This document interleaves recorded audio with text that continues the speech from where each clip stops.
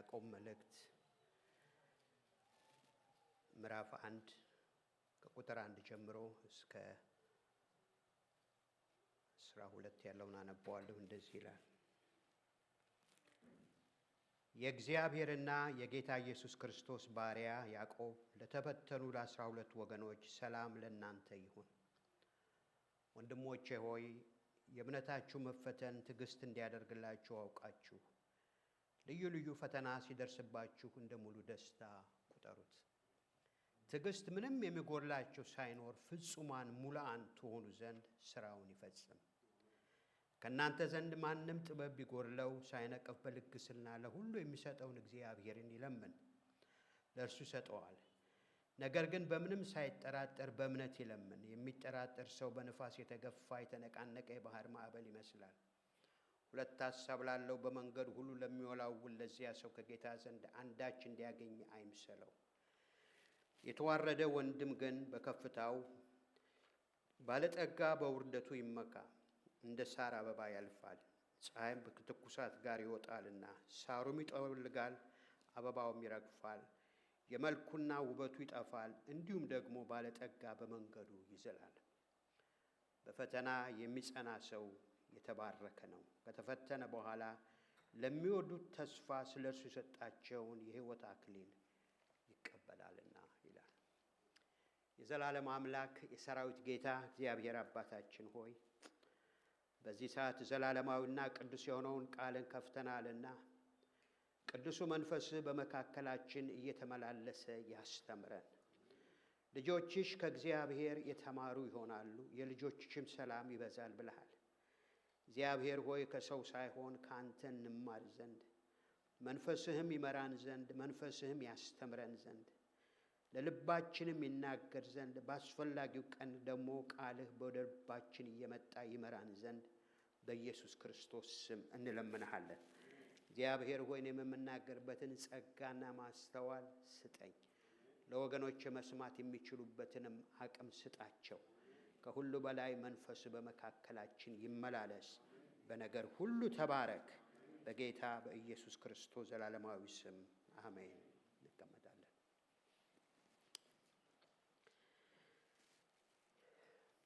ዛሬ የማካፍላችሁ በዚህ በያዕቆብ መልእክት ላይ ሲሆን ይህን ያዕቆብን መልእክት ጠቅላላ ያዕቆብን ለመማር ብዙ ጊዜ በልቤ በጣም አስበዋለሁኝ። ነገር ግን አንዳንድ ጊዜ ሌላ ጊዜ ይሆናል፣ ሌላ ጊዜ ይሆናል፣ ሌላ ጊዜ ይሆናል እያልኩኝ እንዲሁ ሳስተላልፎ ብዙ ቆይቷል። ስለዚህ አሁን ግን ጌታ ቢፈቅድ ይህንን የያዕቆብን መልእክት በሙሉ እስከ ምዕራፍ 5 እግዚአብሔር እንዳለ በመካከሉም እግዚአብሔር የወደደውን እያደረገ በተከታታይ ይህንን ትምህርት እንማረዋለን። ስለዚህ እግዚአብሔር በዚህ ውስጥ ደግሞ የጸና ነገር እግዚአብሔር ያስተምረናል ብዬ አምናለሁኝ። በያዕቆብ መልእክት ውስጥ ዋናው ሐሳብ ያዕቆብ ስለ እምነት ይናገራል። እንደገናም ደግሞ እምነትን በስራ እንዴት አድርገን መገልበጥ መተርጎም እንዳለብን፣ በተለይ የክርስቲያን ሕይወት ክርስቲያን ጌታ ኢየሱስ ክርስቶስን የግል አዳኙ መድኃኒቱ አድርጎ ከተቀበለ በኋላ ሕይወቱን ግን ያንን ሕይወት ፕራክቲካሊ መኖር አለበት። እምነት አለኝ የሚል ስራን ግን የሌለው ምንም ዋጋ የለውም፣ የሞተ ነው። እርግጥ ነው ስራንና እምነትን ወይም ደግሞ ጸጋንና እምነትን ኮንትራዲክት አድርጎ አይደለም ያዕቆብ የሚናገረው። ግን እምነታችን መታየት ያለበት በስራ ነው፣ በስራ መገለጥ አለበት የሚለውን ሐሳብ በጣም አድርጎ ኤምፋሳይዝ ያደርጋል።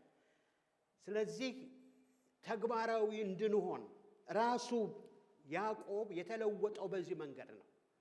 ሕይወቱን የለወጠው በዚህ ሁኔታ ስለሆነ ይመስለኛል እግዚአብሔር በእያንዳንዱ ሰው ውስጥ በማንነቱ የሚያስቀምጠው የተለያየ ቅመም ስላለ የያዕቆብ ጉዳይ በጣም ሞር ፕራክቲካል የሆነ ሕይወት የኖረ ሰው ነው። ያንን ደግሞ ለመሆን ከኢየሱስ ስላየም ይመስለኛል በተለይ ከሞቱ በኋላ እና እምነታችንን በስራ መተጎም እንዳለብን ነው የሚያሳየው። በዚህ በካንሳስ ሚዙሪ አንድ ታርጋ አለ። አይ ዶንት ኖ ስንቶቻችሁ ትዝ ይላችሁ እንደሆነ የምዙሪ ታርጋ ምን ይላል መሰላችሁ? ሾሚ የሚል ጽሑፍ አለው። ስቴቱ የሚባለው ሾሚ የሚል ነገር አለው እና የምታምነውን ነገር ወይም ደግሞ ያመንከውን ነገር በተግባር ምን በለው ሾሚ አሳየኝ። ግን በተግባር የማይተገበር ነገር በቃ በአየር ላይ ነው ያለው፣ ባዶ ነው፣ እውነትም ነገርም የለውም። ካመነ ያመነውን ነገር በሚገለጥ ነገር በሚጨበጥ ነገር ይታያል ማለት ነው። ስለዚህ ይህንን ሐሳብ ሞር እንድናስበው ያስፈልጋል። ከመቼውም በበለጠ ያዕቆብ መልእክት በዚህ ዘመን ላለነው እጅግ የሚያስፈልገን ነው ብዬ ከራሴ ጀምሮ አምናለሁኝ። ይህንን በሙሉ ስንመለከት ያዕቆብ ፕራክቲካል የሆነ ህይወት እንዴት መኖር እንዳለብን በተለይ የምንለማመደውን ነገር እንዴት አድርገን መለማመድ እንዳለብን እንዴት አድርገን መግለጽ እንዳለብን ያስተምረናል። አንደበታችንን እንዴት አድርገን መግዛት እንዳለብን እግዚአብሔር የሰጠንን አንደበት በምን ሁኔታ መጠቀም እንዳለብን ፈተናና መከራ በሚመጣበት ጊዜ በተለይ ፈተና ከውጭ የሚመጣ ፈተና ከሆነ እንዴት ሃንድል ማድረግ እንዳለብን ፈተና ከውጭ ብቻ አይደለም ከውስጥም ይነሳል። ከውስጥ የሚነሳው ፈተና ምንጩንም ማውቀን እንዴት አድርገን ዲል ማድረግ እንዳለብን እንዴት ሃንድል ማድረግ እንዳለብን በጣም በሰፊው ያስተምረናል። የላኛይቱ ጥበብ የታችኛይቱ ጥበብ እያለ ደግሞ ይገልጻል። ታውቃላችሁ ያዕቆብ ውስጥ በጣም ስለ ጥበብ ብዙ ይናገራል። እኔ ይሄንን ክፍል ማጥናት ለራሴ ከጀመርኩ በኋላ ጥበብን የማይበት መንገድ በጣም ለየት ያለ መንገድ ሆኗልና እግዚአብሔር ባሳየኝ መጠን እንደረዳኝ መጠን ላካፍላችሁ ሞክራለሁ። የላኛይቱ ጥበብ ምን አይነት ናት? የታችኛዋ ጥበብስ ምን አይነት ናት? እነዚህ ጥበቦች ሁሉ ጊዜ በዙሪያችን ይዞሩናል፣ በመካከላችን ይመጣሉ። የትኛውን ነው ፒክ አድርገን የምንሄደው? በፈተና ባለበት ጊዜ፣ ቻሌንጅ ባለበት ጊዜ፣ ሁኔታ በወጠረን ጊዜ የትኛውን ነው የምንመልሰው? እግዚአብሔር የሰጠንን እምነታችን ያለ አድሎ ያለ ፌቨሪዝም እውነተኞች ሆነን እንዴት እንገልጣለን? እውነቴን ነው የምላችሁ። አንዳንድ ፌቨሪዝም በጣም አለ። ራሴን አገኘዋለሁ ፌቨር ሳደርግ። ማንም ከዚህ ነፃ አይደለም። ግን አለ አድሎ እግዚአብሔር የሰጠንን እምነት እንዴት አድርገን ነው በሁሉ በኩል መግለጥ ያለብን? ያንንም ያስተምረናል። ከዚህ አልፎ ስለ ትህትና፣ ስለ ትዕግስት፣ ስለ ጸሎት በጣም አድርጎ የሚያስፈልግ ክፍል ነው ያዕቆብ። ስለዚህ እግዚአብሔር በረዳን መጠን እነዚህን ሐሳቦች በየጊዜው ቀስያን እናያቸዋለን። እንግዲህ እዚህ ላይ ያዕቆብ ሲጀምር ምን ይላል? የእግዚአብሔርና የጌታ ኢየሱስ ክርስቶስ ባሪያ ያዕቆብ ይላል። ተመልከቱት። የእግዚአብሔርና የጌታ ኢየሱስ ክርስቶስ ባሪያ ያዕቆብ። ያዕቆብ የትኛው ያዕቆብ እናውቃለን?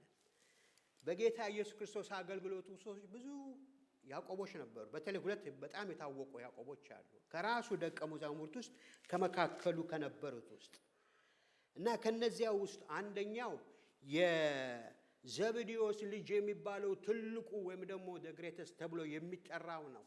በቃ የነ ዮሐንስ የነ አብሮ የነበረ ዮሐንስ ወንድም ይሄ ከኢየሱስ ጋራ ለብቻ ወደ ጸሎት ይዞት ይሄደው ከኢየሱስ ጋራ ብዙ የተለየ ነገርን በኢነር ሰርክል ውስጥ አድርገው ያገለገለ ያዕቆብ ነው። ግን እሱም ማለቱ አይደለም። ይሄ ያዕቆብ ምን አይነት ነው? ይሄኛው ያዕቆብ በምዕራፍ 12 ዚላችሁ እንደሆነ ሄሮዶስ ምን አደረገው ይላል? ገደለው። የመጀመሪያው ሰማዕታት ነው። እሱ አይደለም። ሌላው ሁለተኛ ያዕቆብ በመጽሐፍ ቅዱስ አለ። የእልፌዎ ልጅ ያዕቆብ ይላል። ይሄ ደግሞ እንግሊዝኛው ባይብል ላይ ዘለይስ ይለዋል። በጣም ትንሽ ነው። በጣም ድምፁም አይሰማም። ግን እግዚአብሔር ጌታ ኢየሱስ ክርስቶስ ከደቀ መዛሙርቱ በጣም ቮካል የሆኑ የሚናገሩ አሉት፣ ደግሞ ምንም የማይናገሩ አሉት። ግን ሁሉንም አካምፓስ አድርጎ ነው ጌታ የሚጠቀምባቸው። ስለዚህ ይሄ የእልፌዎ ልጅ የተባለው ያዕቆብ እሱም አይደለም። ታዲያ የትኛው ያዕቆብ ነው? የጌታ ኢየሱስ ክርስቶስ ግማሽ ወንድሙ ነው። ሃፍ ብራዘር። አያችሁ፣ የጌታ ኢየሱስ ክርስቶስ ግማሽ ወንድሙ ያዕቆብ ነው። ይሄ ነው እና ይሄ ደግሞ መጽሐፍ ቅዱስ በማርቆስ 6:3 ላይ እናገኘዋለን። ጌታ ኢየሱስ ክርስቶስ በቤተ መቅደስ ገብቶ በሚያስተምርበት ጊዜ ፈሪሳውያን በጣም በትምህርቱ ሊያጣጥሉት ሲፈልጉ ይሄ ማን ነው ብለው ሊያናንቁት ሲፈልጉ የተናገሩት ቃል አለ ማርቆስ 6:3 ላይ። እነዚህ ነገሮች ይህ ከወዴት አገኘው? ይህስ የጸራቢው የማርያም ልጅ አይደለምን? ያዕቆብስ፣ ዮያስ፣ ይሁዳ፣ ስምዖን ወንድሞቹ አይደሉም? እህቶቹስ በእኛ መካከል ያሉ አይደሉምን? ብለው ይሰናከሉበት ነበር ይላል። ስለዚህ የትኛው ያዕቆብ ነው? የጌታ የኢየሱስ ክርስቶስ ሃፍ ብራዘር የነበረው ወንድሙ እሱ ነው። የሚገርማችሁ ነገር ይሄ ያዕቆብ ኢየሱስ በምድር ላይ ባገለገለበት ዘመን በክርስቶስ አላመነም። እንደውም ኢየሱስን በጣም በጥርጣሬ ነበር የሚያየው። በጣም ስፔክታን ነበር። በጣም በጥርጣሬ አያችሁ። ያዕቆብ ሂሶ ክሪቲካል። ስለዚህ እንዲሁ ዝም ብሎ አልተቀበለውም፣ አላመነበትም። ስለዚህ እንዳላመነበትም መጽሐፍ ቅዱስ ግልጽ አድርጎ ይናገራል። በዮሐንስ ወንጌል ምዕራፍ 7 ላይ የዳስ በዓል በደረሰበት ጊዜ እስራኤል ሁሉ በዓመት 3 ጊዜ ወደ ኢየሩሳሌም ይሄዳሉ። ይሄ ሕግ ነው። ኢየሱስም የዳስ በዓል በደረሰበት ጊዜ ወደ ኢየሩሳሌም ለመውጣት በሚያስብበት ጊዜ ያለው ጋጋታውን ያን ከዛ መሰወር ስለፈለገ ትንሽ ዘገየ። ደቀ መዛሙርቱ ማለት ወንድሞቹ ይላል። ወንድሞቹ መጡና ምን አሉት? ደቀ መዛሙርትህም ደግሞ የምታደርገውን ሥራ እንዲያው ከዚህ ተነሳና ወደ ይሁዳ ሂድ። ራሱን ሊገልጥ እየፈለገ በስውር የሚሰራ የለም። እነዚህም ብታደርግ ራስህንም ለዓለም ግለጥ አሉት። ወንድሞቹስ እንኳን አያምኑበትም ነበረ። ቶታሊ በፍጹም እሱ መሲሁ የእግዚአብሔር ልጅ ነው ብለው ትልልቅ ታምራት በመካከላቸው እያደረገ ብዙ ክራውድ እየተከተለው ብዙ ታምራት ባይናቸው እያዩ ያዕቆብ ግን እና ወንድሞቹ በኢየሱስ ፈጽመው አላመኑ። ያያችሁ እና ሂድ ይላል። ኢየሱስም እነሱ ከሄዱ በኋላ ተሰውሮ ወደ በዓሉ ሄደ ይላል። ተመልከቱ። እና ታዲያ ይሁዳ መቼ ነው ኢየሱስን ጌታ አምላኬ ብሎ የተቀበለው ብለን ብንል አያችሁ ያዕቆብ በጣም ክሪቲካል ነው። የሰዎችን አካሄድ በጣም አድርጎ ያዋል ይመለከተዋል። ኢየሱስ የሚናገረው ኢየሱስ የሚያስተምረው ኢየሱስ የሆነውን ነገር ሁሉ ያዋል ይመለከተዋል። ግን ኢየሱስ ደግሞ በመጨረሻ ላይ እንደተናገረው ቃል ሕይወቱን ኃጢአተኛ ቤዛ ይሆን ዘንድ በመስቀል ላይ አሳልፎ ሰጠ። አየው። የተናገረው ነገር ሁሉ እውነት ነው። የተናገረውን ነገር ሁሉ የኖረ ጌታ ነው። ምንም በቃ ቃሉና ስራው መፈጽሞ የሚፋለስ ነገር የለውም። በመጨረሻም ላይ ደግሞ ክርስቶስ ሞተ፣ ተቀበረ፣ በሦስተኛው ቀን ተነሳ። አንደኛ ቆሮንቶስ ምዕራፍ 15 ላይ ጳውሎስ ይሄንን ቃል ይላል። ኢየሱስ ሞተ፣ ተቀበረ፣ በሦስተኛው ቀን ተነሳ ይልና በመጀመሪያ ለማን ታየ? ለደቀ መዛሙርቱ ታየ ይላል። ኖ መጀመሪያ ለጴጥሮስ ታየ፣ ከዛ በኋላ ለደቀ መዛሙርቱ ታየ። ከዚያ በኋላ 500 ለሚሆኑ ባንዴ ታየ። ከዚያ በኋላ ለያዕቆብ ስፔሲፊካሊ ለያዕቆብ። አያችሁ፣ በዚያች ሞመንት ያዕቆብ ምን አድርጓል? ቶታሊ ለጌታ ምን አድርጓል? በፍጹም ሕይወቱ ተቀይሯል። ለዚህ ነው ቅድም ያልኳችሁ እንዲሁ በመነዳት ሳይሆን ኢየሱስን በርግጥ ቃሉንም ማንነቱንም አይቶ የትንሣኤው ጌታ ደግሞ ሲገለጥለት ፈጽሞ ሕይወቱን ዋንስ ፎር ኦል ለጌታ ሰሬንደር አደረገ። እግዚአብሔር ስም የተባረከ ይሁን። ስለዚህ ለይሁዳ ሂዱና ምን በሉ? ለማን ነው? ለያዕቆብ ንገሩት። ለያዕቆብ ታየለት ነው የሚለው። ተመልከቱ። እንደዛ ብሎ ጌታ ራሱን ገልጦ ለያዕቆብ አሳየው። ያዕቆብ ከዚያ በኋላ ሕይወቱ 100% ራዲካል ተለወጠ እና ሐዋርያው ጳውሎስም ለመጀመሪያ ጊዜ ወደ ሐዋርያት ሲመጣ ገላትያ ላይ የጌታን ወንድም ያዕቆብን ነው ያገኘሁት ይላል። አያችሁ፣ ጳውሎስ ራሱ የጌታን ወንድም ያዕቆብን ነው ያገኘሁት ብሎ ከዚያ በኋላ መጥቶ ራሱ ሲያስተዋውቅ ያዕቆብ ጋር ነው የመጣው። ያዕቆብ በዚያ ውስጥ ሕይወቱ ፈጽሞ ተለወጠ። የተናገረውን ነገር የኖረውን ጌታ አይቶት ሕይወት ለካ ይሄ ነው፣ እውነት ለካ ይሄ ነው፣ እውነት በመነገር ብቻ ሳይሆን በመኖርም የሚገለጥ ነው ብሎ ያንን ሕይወቱን ሞር ፕራክቲካል የሆነ ያዕቆብ ሕይወት ይሄንን ነው የሚጠቁመን። ግን ያዕቆብ ያ ብቻ አይደለም። ያዕቆብ ከዚያ በኋላ የቤተ ክርስቲያን በተለይ በኢየሩሳሌም ላለችው ቤተ ክርስቲያን ዋናና መሪ ነበር። ሐዋርያት ሥራ ሄደን በምንመለከትበት ጊዜ ብዙ ቁልፍ የሆኑትን ነገሮች ከሚፈቱት ሰዎች መካከል አንዱ እሱ ነበር። ሐዋርያው ጳውሎስም ሲናገር ምን ይላል? የቤተ ክርስቲያን አዕማድ ብሎ ከሚጠራቸው መካከል አንዱ ማን ነበረ? ያዕቆብ ነበረ። ተመልከቱት። ምክንያቱም በትምህርቱም በሕይወቱም ስለ ክርስቶስና ስለ ቃሉ እውነተኛ የሆነ ነገር በመካከላቸው ያሳይ ነበር። ቤተ ክርስቲያን ብዙ አይነት ፈተናና ቻሌንጅ ውስጥ በገባች ጊዜ በተለይ አይሁድ ሆነው ክርስቶስን የተቀበሉ እንደገና ደግሞ አሕዛብ ሆነው ክርስቶስን የተቀበሉ አይሁዶቹ አሕዛቦቹን የሙሴን ሕግ መጠበቅ አለባቸው፣ መገረዝ አለባቸው እያሉ ሲያስጨንቋቸው ቤተ ክርስቲያን ልትከፈል ስል ነገሩን አምጥተው የፈቱት በማን ዘንድ ነው? በያዕቆብ ዘንድ ነው። አያችሁ፣ ያዕቆብ በጣም ጥበብ የተሞላ ሰው ነው። ስለዚህ ሰማቸው፣ አደመጣቸው። በተለይ የሐዋርያት ሥራ ምዕራፍ 15 ከ15 እስከ 18 ያዕቆብም እንዲህ አለ፣ ወንድሞች ሆይ ስሙኝ። ብዙ ጉባኤ ተደርጓል። እነ በርናባስ ተናግረዋል፣ እነ ጳውሎስ ተናግረዋል። ከሁሉ በፊት ደግሞ ጴጥሮስ ከእናንተ በፊት እኔን ወደ አሕዛብ ልኮኛል ብሎ ወደ እነ ቆርኔሌዎስ ቤት እንዴት እንደሄደ ሁሉ ተረከላቸው። ስለዚህ ያልሆነ ዕዳ በላያቸው ላይ አንጫን ብሎ ብዙ ክርክር ከሆነ በኋላ የመጨረሻው ድምፅ የማን ነው? ያዕቆብ ነው። ያዕቆብ ተነስቶ እንዲህ አላቸው፣ ወንድሞች ሆይ ስሙኝ። እግዚአብሔር ለስሙ የሚሆን ወገን ከአሕዛብ ይወስድ ዘንድ አስቀድሞ እንዲህ እንደጎበኘ ስምዖን ተርኮልናል። ከዚህ ጋር የነቢያት ቃል ይስማማል፣ እንዲህ ተብሎ እንደተጻፈ። ተመልከቱት። ወደ ኋላ ሄዶ ከቀደመው ከመጽሐፍ አምጥቶ የነቢያት ቃል እግዚአብሔር ራሱን ፈጽሞ ኮንትራዲክት አያደርግም። የተናገረውን ነገር በአዲስ ኪዳን ገልጧል። ስለዚህ አዲስ ነገር አይደለም፣ የተናገረውን ነው ያደረገው ብሎ ከነቢያት ቃል ገለጠ። በስሜ የተጠሩት አሕዛብ ሁሉ ጌታን ይፈልጉ ዘንድ እመለሳለሁ። የወደቀችውን የዳዊትን ድንኳን እንደገና እሰራታለሁ፣ ፍርስራሿንም እንደገና እሰራታለሁ፣ እንደገናም አቆማታለሁ ይላል ይህን የሚያደርግ ጌታ።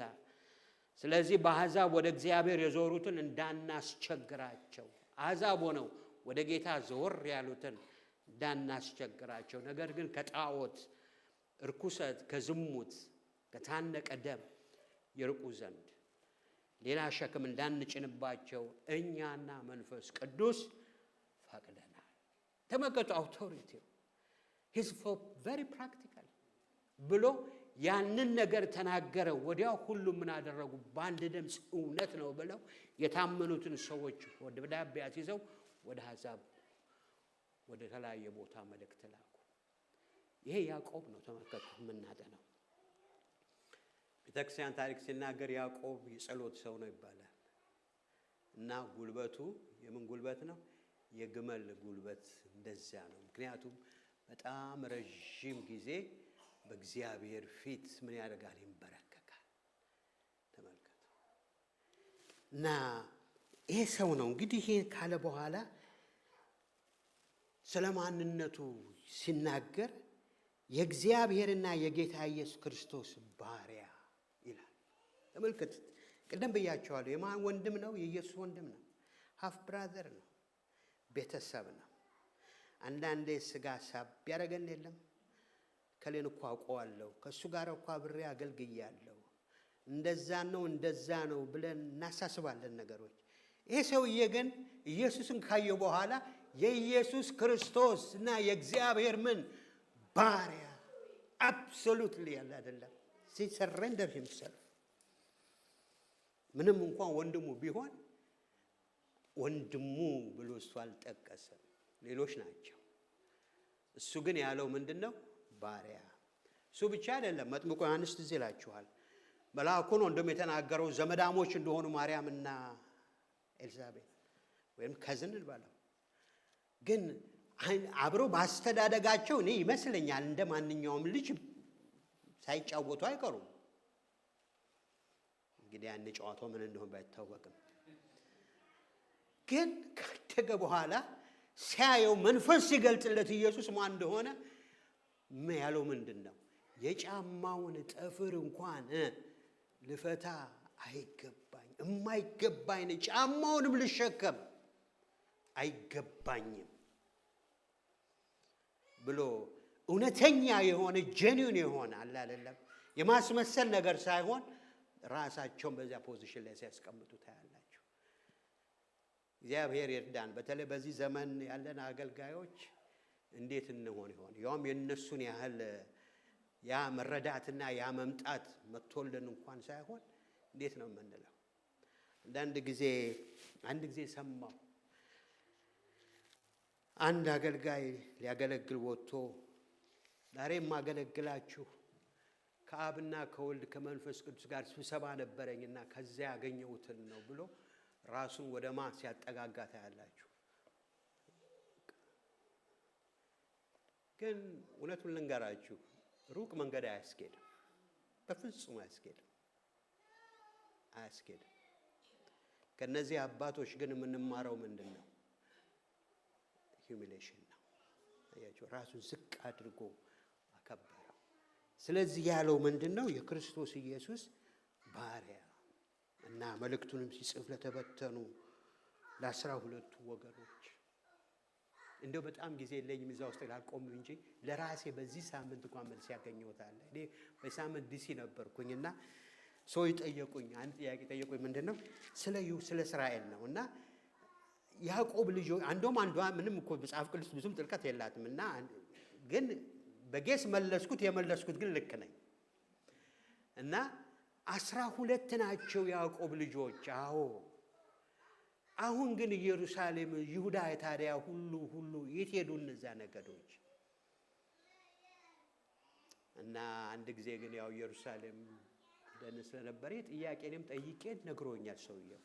እና እያንዳንዱ ነገድ ብትንትን ብሎ ግማሹ በአውሮፓ ግማሹ በኢትዮጵያ ግማሹ በምንና ይሁዳና የዳዊት ቤት የተባለችው እሷ ብቻ ናት የቀረችው ብሏል።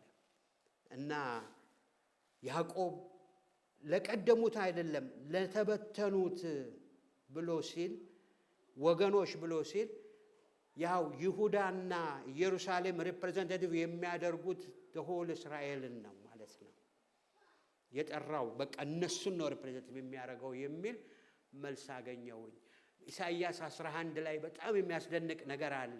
እግዚአብሔር ይላል የይሁዳን የኤፍሬምን ምቀኝነት የይሁዳን ስስት ነው እሰብራለሁኝ እና አገናኛቸዋለሁ፣ አንድ አረጋቸው። ኤፍሬም ማለት ትልቁ ነገር ነው፣ ይሁዳ ትንሹ ነው። አንዱ ይመቀኛል፣ አንዱ ጉልበተኛ ነው። ያንን ሰብርና አንድ አረጋቸዋለሁ አለ። እግዚአብሔር ወደ ዩኒቲ ያመጣል። እንዴት አድርጎ እንደሚሰራ እሱ ያውቃል። ስለዚህ የሚለው ምንድነው? ያዕቆብ ለተበተኑ ለነዚህ ሰዎች ነው የምጽፈው። ግን የተበተኑት መቼ ነው? በሐዋርያት ሥራ ላይ ነው። ትዝ ይላችኋል። ማነው እስጢፋኖስ ስለ ወንጌል መስበክ ከጀመረ በኋላ በጣም በቁጣ ተሞልተው ምን አደረጉ ይላል? ጥርሳቸውን አንገጫግጨው ወገሩት። ጌታ ሆይ ነፍሳቸውን ይቅር በላቸው እያለ ነፍሱን ለጌታ አደራ አሳልፎ ሰጠ። ከዛ ሰዓት ጀምሮ በኢየሩሳሌም ታላቅ ስደት ሆነ ይላል። በሐዋርያት ባለች ቤተክርስቲያን ታላቅ ስደት ሆነ። ሁሉም ከሐዋርያት በቀር ወደ ይሁዳና ወደ ሰማርያ ተበተኑ፣ በትንትናቸው ወጣ። ግን ያዕቆብ ያለችባት አንዷ በኢየሩሳሌም ቤተክርስቲያን ግን አለች። ችግርም ሲኖር ወደዛች ይመጣሉ፣ ሐሳቡም ወደዛች ይመጣሉ። ግን ሁሉም በያሉበት ተበተኑ። የተበተኑት በመከራ ነው፣ በችግር ነው፣ በፈተና ነው፣ በጭንቀት ነው። ለነዚህ ነው ይሁዳ ማነው ያዕቆብ መልእክቱን የሚጽፍላቸው። ወገኖቼ እነዚህ ሰዎች ሁሉ መከራ የሚቀበሉት በራሳቸው ምክንያት አይደለም። ስለማ ስለ ወንጌልና ስለ ክርስቶስ ፍቅር ብለው ማለት ነው። መከራ ከተቀበልን ስለ ክርስቶስ መከራ እንቀበል። ግን በዚህ ዘመን ብዙ መከራችን እኛው ራሳችን ጎትተን ያመጣነው መከራ ነው። ብዙ ያመጣነው መከራ አንዳንድ ጊዜ እግዚአብሔር መከራ እንድንቀበል አድርጎ እንዳደረገን አድርገን ራሳችንን ፖዚሽን እንቀጣለን። በጣም መከራችን ይበዛል። እነዚህ ሰዎች ግን ያንን መከራ የተቀበሉት ስለ ክርስቶስ ነበር። ስለዚህ መጽሐፍ ቅዱስ እየደጋገመ ይናገረናል። አንደኛ ጴጥሮስ ምዕራፍ 4 ላይ ከናንተ ማንም ነፍሰ ገዳይ አስተውሉ። ነፍሰ ገዳይ ማለት ምን ማለት ነው? ሰውን ብድግ አድርጎ በጠመንጃ እንዲሾት አድርጎ መግደልና መጽሐፍ ቅዱስ እንደሱ አይደለም ብቻ የሚለው። ነፍሰ ገዳይ የሚለው ማን ነው? ወንድሙን ምን የሚለው ጨርቃም የሚለው እሱ ነፍሰ ገዳይ ነው። አቤት ስንት ነፍሰ ገዳዮች አለን። አያችሁ፣ ነፍሰ ገዳይ። ስለዚህ ነፍሰ ገዳይ ወይንም ሌባ ወይንም ክፉ አድራጊ ወይንም በሌሎች ጉዳይ እንደሚገባ ቢሆን መከራ ይቀበል። ክርስቲያን እንደሚሆን ግን መከራ ቢቀበል ስለዚህ ስም እግዚአብሔርን ያመስግን እንጂ አይፈር። ከተቀበለ መከራ በዚህ ይቀበል። በሰው ጉዳይ ገብቶ በማያገባው ነገር ገብቶ ወይንም ሌባ ሆኖ ወይንም ነፍሰ ገዳይ ሆኖ መከራ ይቀበል። ከተቀበለ መከራ ስለ ክርስቶስ ይቀበል። አዎ ስለ ክርስቶስ መከራ መቀበል ለክርስቲያን እውነተኛ ክርስቲያን ትክክል ነው። መከራን ከእውነተኛ ክርስቲያን ሕይወት ማውጣት አይቻልም። አያችሁ መጽሐፍ ቅዱስ ሲናገር ፊልጵስ ላይ ምን ይላል? ለክርስቶስ ወንጌል እንደሚገባ ኑሩ ይለናል። ስለ እርሱ መከራ ደግሞ ልትቀበሉ እንጂ በእርሱ ልታምኑ ብቻ አልተጠራችሁም። አንዱ ጥሪያችሁ ለምንድን ነው? እንድታምኑ ብቻ አይደለም። ብሌሲንጉን ብቻ እንድትቀበሉ መከራም እንድትቀበሉ ተጠርታችኋል። that's a calling። መከራ አልባ የሆነ ነገር ክርስቲያን ብሎ የሚባል ነገርም ያለ አይመስለኝም። እንደው እርግጥ ነው በየዘመናቱ የመከራው አይነት ይቀያየር ይሆናል። እግዚአብሔር ያውቅበታል እንዴት እንደሚሆን። ግን it's in a package። አያችሁ አንዴ ብቻ ለብዙ ቦታ መጥቀስ እንችላለን። አንደኛ ተሰሎንቄ 3:3 ላይ በዚህ መከራ ማንም እንዳይናወጥ ለዚህ እንደተመረጥን ራሳችሁ ታውቃላችሁ ይላል። ደግሞ የተመረጥነውም ለዚህ ነው። ስለዚህ ግድ ነው። አያችሁ ይሄንን በነፍሳችን ብናምንና ብንቀበል እንግዳም ነገር እንደመጣብንም ብዙ ነገር ግራ ላይገባን ይችላል። አያችሁ ስለዚህ ይሄንን እንድናውቅ ያስፈልጋል። ስለዚህ ለተበተኑ ለናንተ ነው ይልና ግን ሰላም ለናንተ ይሁን ይላል። እግዚአብሔር ስም ይባረክ። ታውቃላችሁ ፈተና በበዛ ጊዜ፣ ጭንቅ በበዛ ጊዜ፣ ነገር ግራ ገብት በሚል ጊዜ እንደው እውነቱን እናውቅ ከተባለ የውስጣችንን ዲብ ከሰማን ዙሪያው የሚያውክ ነው፣ የሚያስጨንቅ ነው። ውስጣችሁ ግን ጸጥ ያለ ሰላም አለ። ያ ሰላም ማን ነው ታውቃላችሁ? እግዚአብሔር እኔ ከእናንተ ጋር ነኝ እያለ እኔ ከእናንተ ጋር። አያችሁ ጌታ ኢየሱስ ክርስቶስ በዛ ጀልባ በሚሄድበት ጀልባዋ ተናውጣለች፣ ልትደፋ ደርሳለች። ውሃው እስካልገባ ድረስ የሰላሙ ጌታ እዛ እስከተቀመጠ ድረስ ኢትስ ኦኬ። አያችሁ ሰላም ለእናንተ ይሁን። ሐዋርያት ፈርተው ተጨንቀው ተጠበው ባሉበት ስፍራ ዙሪያቸው ሁሉ የሚያስፈራ ነው። ግን ገብቶ መጀመሪያ ያላቸው ምን ነው? ሰላም። ጌታ ሰላም ይበለን፣ ሁሌ ሰላም ይበለን። ያ ሰላም ምን ያደርጋል? ያረጋጋል። ያ ሰላም ያጸናል። ያ ሰላም ሞጀቡና ማዕበሉን ከማየት ይልቅ የሰላሙን ጌታ በውስጣችን በነፍሳችን እንድንሰማው ያደርገናል። ሰላም ለእናንተ ይሁን። እግዚአብሔር ይባረክ። ሰላም ለእናንተ ይሁን። ሰላም ለእኔ ይሁን። ሰላም ለእያንዳንዳችሁ ይሁን። እንደ ሰላም የከበረ ነገር ያለ አይመስለኝም።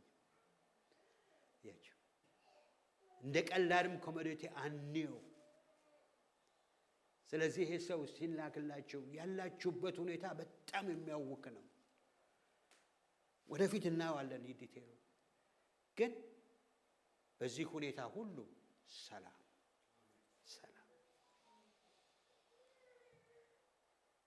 ለዚህ ነው ኢዮብ መዝሙር ላይ በሌሊት መዝሙርን የሚሰጥ እግዚአብሔር ወዴት ነው አለ። ያችሁ መዝሙርን ይሰጣል እግዚአብሔር። ምስጋናን በውስጣችን ያመጣል። ሲታይ ውጩ ያስፈራል፣ ውስጡ ግን ሰላም ነው። እግዚአብሔር ከእናንተ ጋር ነው ማለት ነው። ስለዚህ ሰላም ለእናንተ ይሁን አላቸው።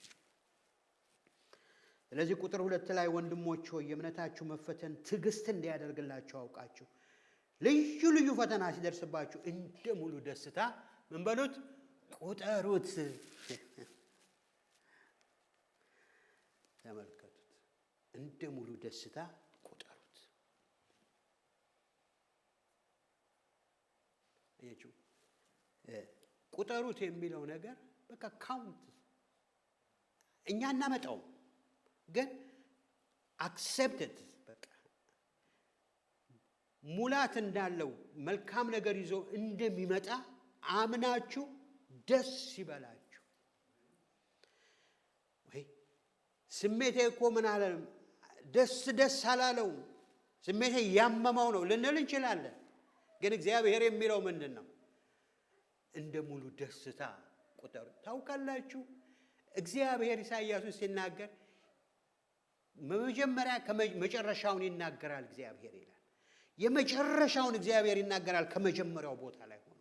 ይሄ መከራና ይሄ ችግር ይሄ ፈተና ይሄ ውጣ ውረድ at the end of the day ታላቅ ክብርና ደስታ በሕይወታችሁ እንደሚያመጣ እግዚአብሔር ያውቃል። እንደ እግዚአብሔር ፈቃድ የሆነውን ነው የማወራው። ትልቅ ባርኮትና ትልቅ ነገር ይዞ እንደሚመጣ እግዚአብሔር ያውቃል።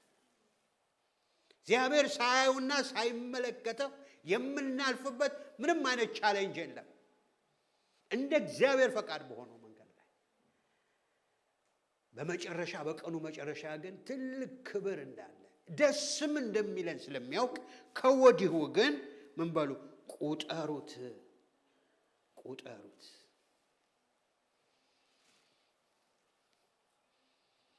የእምነታችሁ መፈተን ትዕግስትን እንዲያደርግላችሁ ያ ትዕግስት ደግሞ ስራውን እየሰራ ወደ ሙላትና ወደ ፍጹምነት እግዚአብሔር እንደሚያመጣን ያንን አውቀን ኢንቴንሽናሊ አውቀን ቁጠሩት ይለናል። እግዚአብሔር ስም የተባረከ ይሁን። ስለዚህ በዚህ ህይወት የራታችንን ከመራን ከያዘን ብዙ ድል አለ ከፊታችን። ስለዚህ ህይወታችሁን እንደዚህ አድርጋችሁ ቁጠሩት ይላል እና ይህንን ሐሳብ ሞር የሚቀጥለው ጊዜ ሐሳቡን ሞር እናየዋለን። ግን ቁጠሩት የሚለውን ሐሳብ ያዙልኝ። ሐዋርያው ጳውሎስ ሮሜ መልእክቱ በሙሉ ብታው ቁጠሩ የሚል ብዙ ነገር አለ እና እንደው መጽሐፍ ቅዱሳችሁን ስታነቡ ቁጠሩ የሚለውን ክፍል ስታገኙት አሰረዙት። አያችሁ ራሳችሁ ቁጠሩት። በቃ አንዳንድ ሰው የለም ካውንት ኦን ሚ እንዲህ አይነት በእኔ ላይ ካውንት አድርገው እግዚአብሔር ቁጠሩት በእኔ ላይ እናንተ ለምታምጡት ግን ቁጠሩት፣ እንደ ደስታ ቁጠሩት እግዚአብሔር ብሏልና በቃ እግዚአብሔር ዋሽቶ አይደለም ያም ነገር እንደሚሆን እግዚአብሔር ያውቃል። እግዚአብሔር ስም የተባረከ ይሁን። ይህን ሐሳብ በአንድ ምሳሌ የሰማሁት ምሳሌ በጣም ልቤን የነካ ምሳሌ በሱ ጨርሰዋለሁ። ብዙዎቻችን ስለ ማይክላንጃኖ ሰምተናል።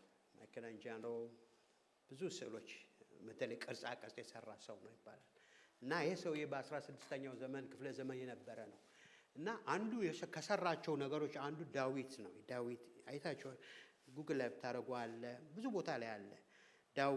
ዳዊትን ነው የሳለው እና ዳዊትን ሲስለው እስካሁን ድረስ እሱ የቀረጸውን ቅርጽ ማንም ሰው እዛ ደረጃ የደረሰ ሰው የለም ነው የሚባለው። ግን ጥያቄው ምንድነው? ዳዊትን እንዴት ልትቀርጸው ቻልክ ብለው ጥያቄ ጠየቁት ተባለ እና እንዴት አድርጎ ቅርጹን እንደቀረጸው ሲናገር ቅርጹ የተሰራው ይሄ ምንድነው እምርም በረድ አይነት ድንጋይ ነው እና ያንን ድንጋይ ያገኘው ከአንድ ገበሬ ቤት ደጃፍ ተጥሎ ነው እና አግኝቶት ጣሊያናዊ ነው። ከዚያ አስወስዶ ያስቀምጥ እሱ የሚሰራበት ቅርጻ ቅርጽ የሚሰራበት ጋር አስጎትቶ ይወስደዋል። እና ማይክላንጃሎ የተለያየ ቅርጽ ይሰራል። እና ሰርቶ ከመጣ በኋላ ሁሌ እዛ ድንጋይ ጋር ሲደርስ ወንበር ያመጣና አሉ ቁጭ ይላሉ። ቁጭ ብሎ ድንጋዩን ያየዋል። ዛሬም ያየዋል፣ ነገም ያየዋል። 1 ወር፣ 2 ወር፣ 5 ወር፣ 7 ወር ለብዙ ጊዜ ብቻ ሰርቶ ሲደክመው መጥቶ ወንበር ያመጣና ቁጭ ይልና ድንጋዩንም ላፍጥጦ ያየዋል። ሲያየው አንድ ቀን ውስጧን ነገር ብልጭ ያላሉ ዳዊት ድንጋይ ውስጥ ዳዊት እዚህ ውስጥ አለና አሉ መዶሻና ምንድነው መሮ ይዞ ዳዊት ያልሆነውን ነገር ሁሉ ከድንጋዩ ማላቀቅ ጀመረ። ዳዊት ያልሆነውን ነገር ሁሉ መቁረጥ ጀመረ። ሲቆርጥ መጨረሻ ላይ ዳዊት ብቅ አለ። ይሄ እውነት አይደለም? ጌታ ኢየሱስ ክርስቶስ ምን አለ? በወንድሞች መካከል የልጁን መልክ ይመስሉ ዘንድ አለ። እግዚአብሔር እኮ እኔን እናንተን እያንዳንዳችሁን ሲጠራን ምንም ቅርጽ የሌለን ሙልሙልያን ለምንም የማንሆን ግን ያየው ነገር አለ፣ የተመለከተው ነገር አለ። ማንን አይቷል? ልጁን በማ ውስጥ? በእኛ ውስጥ አይቷል። ልጁን በእኛ ውስጥ ተመልክቷል። ወደ ውስጠኛው አይቶታል። ግን ልጁ እንዳይታይ ደግሞ የሸፈነ በጣም ብዙ ግዛፍ አለ እኔ ላይ እናንተ ላይ አለ። መከራውና ችግሩ ያንን ምን እያደረገው እየቀረፈው ሄደና አንድ ቀን በብዙ ወንድሞች መካከል ያለው ኢየሱስ በእያንዳንዳችን ውስጥ ምን መሆን ይጀምራል? መገለጥ ይጀምራል። አያችሁ፣ ለዚህ ነው መፈተናችን ትዕግስት እንዲያደርግ አውቃችሁ ልዩ ፈተና ሲደርስባችሁ እንደ ደስታ ቁጠሩት። ደስታው ሌላ አይደለም። ከዚህ የበለጠስ ደስታ አለ? ምን አለ? ኢየሱስን ከመምሰል የበለጠ ለተረዳው ማለት ነው። ትዕግስት ምንም የሚጎላችሁ ሳይኖር ፍጹማን ሙላት ትሆኑ ዘንድ ስራውን ይፈጽም። በስራ ላይ ነው እግዚአብሔር አቁስሎ አውድምቶ ሰብሮ ዝም ብሎ አይሄድም። ከሰበረ እግዚአብሔር ምን ያደርጋል? ይጠግናል። እንደገና አሳምሮ እግዚአብሔር ያወጣል። አያችሁ። ግን ምን በሉ? እንደ ሙሉ ደስታ ቁጠሩት። አያችሁ። ዛሬ ስለተቃወምነው ወይም ደግሞ እንዲህ ይበል ብለን ይሄ ኢሞሽናችን ነው። ሪሉ ጀኒውን ግን እንደ እግዚአብሔር ቃል ከሄድን እግዚአብሔር በህይወታችን ውስጥ እየቀረጸ የሚያስወጣው ነገር አለ። ኢየሱስን በእኛ ውስጥ ከማየት የበለጠ ደስታ ለእግዚአብሔር የለውም፣ ለእኛም ሙላት የለውም። እግዚአብሔር ጸጋን ይስጠን፣ ትዕግስትን ይስጠን፣ እሺ ማለትን ይስጠን። ከእሱ ሀሳብ ጋር ለመስማማት አቅምና ጉልበትን ይጨምረልን። እግዚአብሔር ስም የተባረከ ይሁን። ተነስተን እንጸልያለን።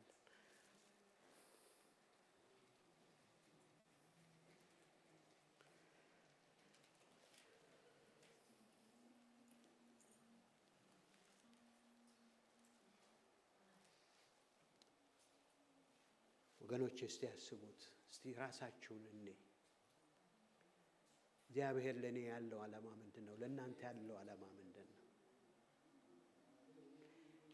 እኔ ለራሴ ከምመኘው የበለጠ እግዚአብሔር ለኔ መልካም ሐሳብ አለው፣ ለእናንተ መልካም ሐሳብ አለው። ሐሳቡ ግልጽ ነው። ሮሜ 8:29 ልጁ በገዛ ወንድሞቹ መካከል በኩር ይሆን ዘንድ አስቀድሞ ያወቃቸውን የልጁን መልክ እንዲመስሉ አስቀድሞ ወስኗል። ያ ውሳኔው ወደ ተግባራዊ እስኪሆን ድረስ እግዚአብሔር በሕይወታችን ይሰራል። ግን at the end of the day ተሰርቶ ስናይ እግዚአብሔርን እጅግ አድርገን እንባርከዋለን። የዘላለም አምላክ የሰራዊት ጌታ እግዚአብሔር ሆይ ዘላለማዊና ቅዱስ ስለሆነው ቃልህ እጅግ አድርገን እናመሰግንሃለን። ጌታ ሆይ ቃልህ እውነት ነው። የናዝሬቱ ኢየሱስ እነሆ በእውነት ከያዕቆብ ሕይወት ብዙ የምንማረው አለ። መንፈስ ቅዱስ በሱ ራስን ገልጠሃልና እነሆ ራሱን ማብሎ እንደገለጠ ጌታ ሆይ ለእያንዳንዳችንም የትህትናውም እውነተኛ የሆነውን ጄኒውን የሆነውን በቃልም በኑሮም የምንገልጥበትን አቅምና ጸጋ እንድትሰጠን በኢየሱስ ስም እንለምንሃለን። እግዚአብሔር ሆይ በሕይወታችን በምናልፍበት ማንኛውም ነገር እግዚአብሔር ሆይ አንተ በሕይወታችን እየሰራህ እየቀረስክ እንደሆነ እያወቅን ካንተ ጋር ፈጥነን እንድንስማማ ጸጋ እንድትጨምርልን እንለምንሃለን። ልዩ ልዩ ፈተና ሲደርስባችሁ እንደ ሙሉ ደስታ ቁጠሩት አልክ። ስራውን ይፈጽም ሙላቱም ይምጣ አልክ። ያንን ጸጋ ለእያንዳንዳችን ሁሌ ስለምትጨምር እናመሰግንሃለን። በዚህ በያዕቆብ ውስጥ ልታሳየን፣ ልትመክረን፣ ልትቀርጸን የወደድከው ሐሳብ ሁሉ ባለመከልከል ይምጣልን። አስተምረን። አንተ ስትናገር በሕይወታችን የሚቀር ነገር አለና እናመሰግንሃለን። ክብር ሁሉ ለስምህ ይሁን በጌታ በኢየሱስ ክርስቶስ ስም አሜን። እግዚአብሔር አብ ፍቅር፣ የልጁ ኢየሱስ ክርስቶስ ጸጋ፣ የመንፈስ ቅዱስ ኅብረትና አንድነት ከሁላችሁ ጋር ይሁን። እግዚአብሔር ይባርካችሁ። እግዚአብሔር ፊቱንም ያብራላችሁ። እግዚአብሔር ሰላሙን ይስጣችሁ። ሕዝቡም ሁሉ ይላሉ አሜን።